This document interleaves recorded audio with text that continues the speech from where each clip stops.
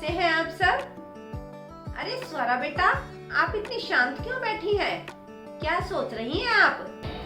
Ma'am, मैं सोच रही हूँ कि मैं बड़े होकर क्या बनूंगी। बेटा, जिस विषय में या जिस क्षेत्र में भी आपकी रुचि हो, उसे बड़ी ही मेहनत और लगन के साथ पढ़ना और उसी क्षेत्र में आगे बढ़ना, क्योंकि जो सपना आज आप देखेंगे उसे पूरा करना भी आपके हाथ में है। और अपनी मेहनत और लगन के साथ आप ही अपने सपने को पूरा कर सकते हैं। मैम, क्या मैं दो चीजें एक साथ बन सकती हूँ? बिल्कुल बन सकते हैं। आज मैं आपको ऐसी ही शख्सियत से मिलवाने जा रही हूँ जो लेफ्टिनेंट कमांडर होने के साथ साथ भारतीय सेना में डॉक्टर भी है। तो चलिए आज हम मिलते हैं लेफ्टिनेंट कमांडर वहीदा प्रिज्म जी से और करते हैं उनसे कुछ खास बातचीत। वहीदा जी, आप बच्चों को अपने बचपन और स्कूल के बारे में कुछ बताइए। मैं थन्ना मंडी नाम के बहुत छोटे गांव से हूँ। यह जम्मू कश्मीर के राजौरी जिले में है। मैंने सरकारी स्कूल से पढ़ाई की है। मैं शुरू से ही कुछ बनना चाहती थी, हमेशा आगे बढ़ना चाहती थी। मुझे आगे पढ़ने की बहुत इच्छा थी और मैं 10वीं की पढ़ाई पूरी करना चाहती थी। उस समय यह हमारे इलाके के लिए नई बात थी, जिस कारण मेरे मम्मी पापा को बहुत मुश्किलें आई, लेकिन मैंने कभी हार नहीं मानी। तो क्या आप पहले से ही कुछ अलग सोचती थी? जब मैं बहुत छोटी थी तभी से कुछ अलग करना चाहती थी। मुझे मोटरसाइकिल चलाने का बहुत शौक था। हम 3 बहनें हैं। पापा भी यही चाहते थे कि हम बहनों में से एक डॉक्टर बने, एक वकील बने या पुलिस में जाए और एक बच्चों को पढ़ाए। और देखो, मैं भारतीय नौसेना में डॉक्टर बन गई हूँ और मेरी बहन जम्मू पुलिस में है। आप डॉक्टर कैसे बनी? इसके लिए मुझे बहुत मेहनत करनी पड़ी। मेरे दोस्तों और परिवार वालों ने भी मेरी बहुत मदद की। फिर मैंने जम्मू मेडिकल कॉलेज में दाखिला पाया। वहाँ मैंने 5 साल पढ़ाई की और MBBS की परीक्षा भी पास कर ली। आप सेना में कैसे आई? आपके घर वालों ने क्या आपको रोका नहीं? नहीं, उन्हें तो लगता था कि यही नौकरी मेरे लिए सबसे अच्छी है। जब मैं बहुत छोटी थी तब अपने गांव में फौजियों को देखती थी। मेरा मन करता था कि मैं भी उन्हीं की तरह बनूं, और यह मेरे लिए एक बहुत ही बड़ा सपना था। स्कूल के समय में मैं कैंपों में भी जाती थी, पहाड़ों पर भी चढ़ती थी और गर्ल गाइड भी थी। डॉक्टर बनने के बाद सेना में भर्ती होने के लिए मेरा एक इंटरव्यू हुआ और मुझे उसमें चुन लिया गया। फिर मेरी 6 महीने की ट्रेनिंग भी हुई। अच्छा, आप नौसेना में क्यों आई? नौसेना में तो समुद्री जहाज पर रहना पड़ता है ना? मुझे घूमने का बहुत शौक है और मेरा दूर दूर जाने का भी बहुत मन करता है। बहुत कम महिला अधिकारियों ने जहाज पर काम किया है और मैं उनमें से एक हूँ। पहले नौसेना में महिलाएं जहाज पर नहीं जाती थी। जब मौका दिया गया तो मैंने खुद ही आगे बढ़कर अपना नाम दिया। मैं तो पनडुब्बी में भी जाना चाहती थी। मैं हर ऐसा काम करना चाहती हूँ जो लोग सोचते हैं कि महिलाएं नहीं कर सकती।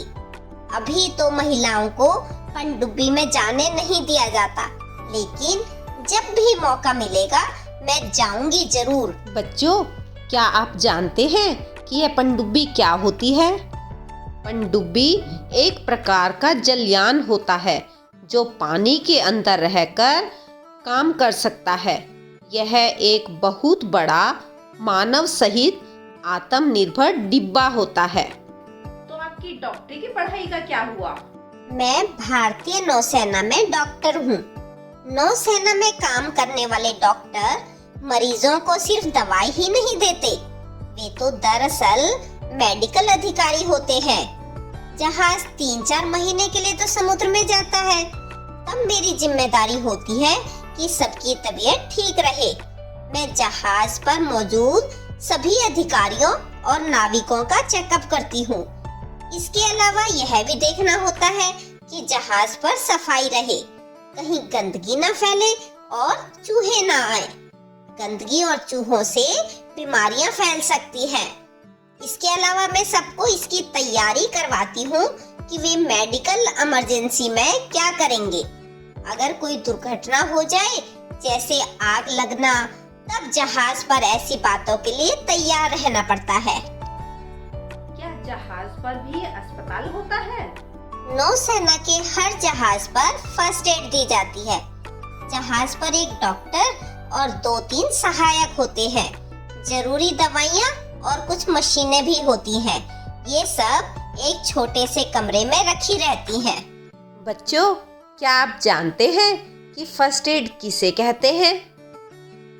चोट लग जाने के बाद व्यक्ति को अस्पताल ले जाने से पहले किए गए सहायक इलाज को प्राथमिक चिकित्सा या फर्स्ट एड कहते हैं। आपने जब परेड की टुकड़ी का नेतृत्व किया तो ऐसा करने वाली आप पहली भारतीय महिला बनी। तो हमें भी कुछ परेड के बारे में बताइए ना। जब परेड होती है तो पीछे 4 टुकड़ियां चलती हैं। पूरी परेड में 36 निर्देश देने होते हैं। निर्देश इतनी जोर से देने होते हैं कि सबसे पीछे वाली टुकड़ी के लोग भी सुन पाए। देखने वाले तक भी आवाज सुने जो मैदान के दूसरी तरफ बैठते हैं। बच्चों, क्या आप जानते हो कि सेना कितने प्रकार की होती है? सेना 3 प्रकार की होती है। थल सेना, जल सेना या नौसेना और वायुसेना। और थल सेना क्या होती है? जो मुख्य रूप से भूमि पर लड़ती है, जिसका मुख्य उद्देश्य राष्ट्रीय सुरक्षा प्रदान करना, राष्ट्र को बाहरी आक्रमण और आंतरिक खतरों से बचाव करना और अपनी सीमाओं पर शांति और सुरक्षा को बनाए रखना है। और वायुसेना का मुख्य कार्य देश की वायु सुरक्षा करना, जिसमें दुश्मन सेना के विमान, विशेष तौर पर लड़ाकू विमानों को नष्ट करना और शत्रु पर बमबारी तथा सेना को सहायता प्रदान करना होता है। और जल सेना जो जहाज़ों पर चढ़कर समुद्र में युद्ध करती है। जैसे जमीन पर थल सेना रक्षा करती है, वैसे ही नौसेना या जल सेना समुद्र में होने वाले आक्रमणों से रक्षा करती है, जबकि वायुसेना आकाश से होने वाले हमलों से देश की रक्षा करती है। आपके नाम में जो प्रिज्म शब्द है, उसका क्या मतलब है? कृपया करके बच्चों को बताइए। यह नाम मेरे पापा ने मुझे दिया था। प्रिज्म ऐसा कांच होता है जो 7 रंग दिखाता है और वे चाहते थे कि मैं भी इसी तरह अपनी पहचान बनाऊं, इसलिए उन्होंने बचपन से ही मुझे यह नाम दिया। बच्चों, फौजी वहीदा भारतीय नौसेना में डॉक्टर हैं। क्या आप ऐसे कुछ और व्यवसायों के बारे में भी जानते हैं जो हमारी मदद करते हैं? मैम जी, ये वाले भी व्यवसाय होते हैं। Teacher, doctor, postman, police, gardener, cobbler, sweeper. Very good बेटा। और बच्चों, अब समय है अभ्यास कार्य करने का। आपने इस पाठ को अच्छे से समझ लिया है और अब इन प्रश्नों के उत्तर अपनी उत्तर पुस्तिका में लिखकर अपने टीचर से जांच कराएं।